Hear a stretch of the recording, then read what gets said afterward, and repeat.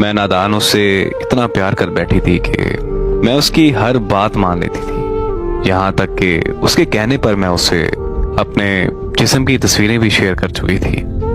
जब उसने मिलने का बोला तो मैंने शादी के बाद का कह दिया, तो उसने मुझे ब्लैकमेल करना शुरू कर दिया। मैंने उसे खुदा का वास्ता भी दिया, लेकिन वो नहीं माना और इसी तरह मजबूरन मुझे उससे मिलना पड़ा, क्योंकि मैं ये बिल्कुल नहीं चाहती थी कि मेरी वजह से मेरे घर वालों की इज्जत खराब हो।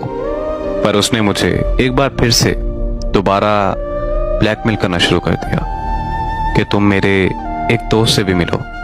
ये सुनकर मेरे पैरों तले जमीन निकल गई। मेरा दिमाग मुकम्मल तौर पर सुन हो चुका था कि आखिर मैं करूं तो करूं क्या। मैंने बहुत सोचा और आखिरकार मुझे उसके दोस्त से भी मिलना पड़ा। फिर मुझे मुख्तलिफ रॉन्ग नंबर से मैसेज आया करते थे कि और मुझे ये कहते थे कि आपकी तस्वीरें हमारे पास हैं, और मुझे इस तरह वो भी ब्लैकमेल किया करते थे और मैं भी ब्लैकमेल होती चली गई। मुझे पता ही नहीं था कि मैं किस किस से मिलती जा रही थी। फिर एक लड़का मेरी जिंदगी में आया। उसने मुझे बहुत प्यार दिया, बहुत इज्जत दी, मैं बहुत खुश थी। और जब उसे मेरी तस्वीरों का पता चला तो वो भी मुझे छोड़ गया।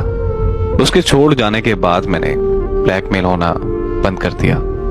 वो तस्वीरें मेरे घर तक आ गईं। मेरे घर वालों की इज्जत मिट्टी में मिल चुकी थी। मेरे अब्बा अब बाहर नहीं निकलते, मैं भी बाहर नहीं जाती, क्योंकि लोग मुझे बुरी नजरों से देखते हैं। मेरी एक गलती की वजह से मेरे घर वालों की सारी जिंदगी की इज्जत मिट्टी में मिल गई।